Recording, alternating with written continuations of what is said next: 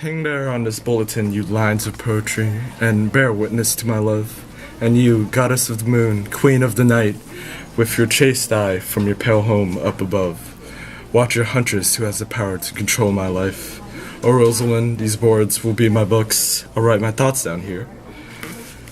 That way, everyone who passed through here will see your virtue everywhere. I must run writing phrases of her beauty, her virtue, and her inexpressibility. So how do you like the school? It's okay. The people here aren't exactly the sharpest wound in the shed, though. How so? Well, they're always like, ooh, I sure can't like to make fun of some disabled kids. It's not great. Well, how I see it, we should just take it as a life lesson. You know, not to be those idiots.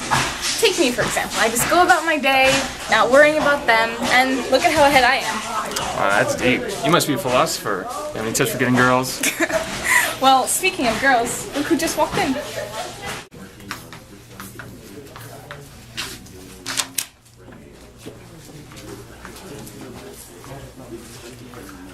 From the Far East to the West Indies, there's no jewel like Rosalind. Her worth is carried on the wind, and it blows throughout the world, carrying the name of Rosalind. All the most beautiful paintings are black, when compared to Rosalind. Don't think of any beauty but the beauty of Rosalind. Is that supposed to be a poem? I believe so. Well, it's garbage. Quiet, you. I think it's quite cute. Oh, I'm sorry for having taste that actually matters. In fact, I have a poem right here, way better than that. Here, let me try. If there's a buck who needs a doe, tell him Rosalind will do. A cat in heat will look for a mate, and Rosalind certainly will too. Winter gardens need to be filled with something, and so does skinny Rosalind. After you harvest, you have to sheaf and bind, so throw ripe Rosalind in the harvest cart. The sweetest nut has the sourest rind, and Rosalind is that kind of nut. The man who finds the sweetest rose will be pricked by it and by Rosalind. See, that's not how you do a poem. Even a fool such as I know this. Too many words, no rhythm. It's not great. Shut up. I found it on the bulletin board. Well, if the bulletin board were a tree, it would be bearing rotten fruit. Well, how about I hang you on a tree and wait for you to be a rotten fruit? Ooh, man, I'm so threatened. Why should this place be a desert? Just because there are no people in it? No. I'll hang these poems on every shelf, and they will be the screaming voice of myself. Is this supposed to be another poem? Yes. Well, this one sucks too. Well, I didn't write it. Those words, who wrote this? So they're basically calling Rosalind a pretty Frankenstein? You know what, guys? Look, an exit. You guys should go. You know what? Fine. Come on, Corin. Well, allons-y. Did you hear all of that? Yeah, who oh my wrote gosh, it? the words and phrases are all like awkward and stuff, but it sounds really CELIA. cute. But oh my gosh, I mean, wow. I mean, like, wow. Celia, who wrote it? Oh, that boy we tried not to convince to fight, but did anyway. And may I remind you, he won and is kind of cute. Yeah, okay, I got that. But where is he? I don't know. He must be. That's him! That's him! That's him! That's him! That's him!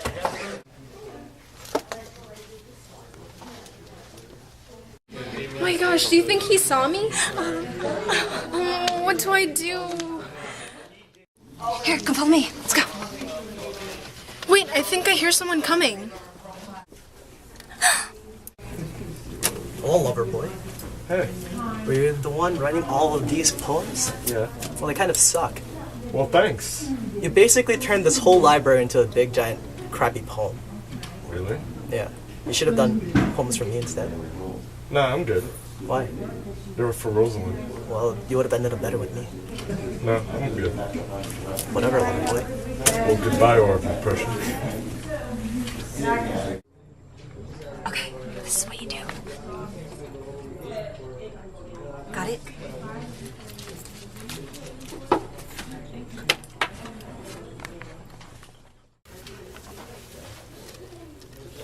Excuse me, sir, but do you have the time? Did you check the clock? I checked 5 seconds ago, so it should be there. Oh, well, time runs differently for each person. I can tell you who time strolls for, who it trots for, who it gallops for, and who it stops cold for. Oh, really? Please explain. Time trots for a young woman who is about to get engaged and ambles for a priest who doesn't understand the church's Latin. Time gallops for the longing criminal who may walk at a slow pace but watches his life slip right past him before being sentenced to death. Finally, time stops for the devoted lawyer who sleeps through his holidays that to him last forever. Wise words from such a pretty voice. You are from here, right? Oh, yes, I am. Did you write these poems? Yes, I did. Do you think you have a cure for me? I'm a prisoner of love. Well, my uncle is a reverend, and he taught me about the feelings of love. Well, can he help me? I don't think you'll want to meet him, but I can help. So, what should I do? I have the symptoms. I don't see that you express such symptoms. Well then, what are they? You know, the common. Common? For one, you always think of them, that any moment they can just magically show up and want to be with you. That even thinking of them gives you butterflies and turns your face blue. Yes.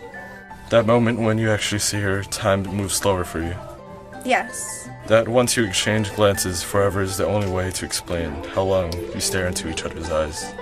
Yes. And that no matter how many flaws she has, she's always perfect in your eyes. Yes again. I can make you believe that I'm in love. Oh, I believe you can. The thing is, love is like a form of insanity. People who have it are basically crazy.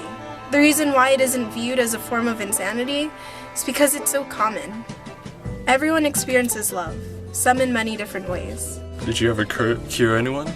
Yes, I had to pretend to be his love, and eventually, he was cured. Well then, I don't want to be cured. Believe me, I can help. All you have to do is call me a Rosalind, but you may never see my face. How so will you do this? Just meet me here, like this, every day, and act as if I'm Rosalind. Well, pretty voice, you may cure me.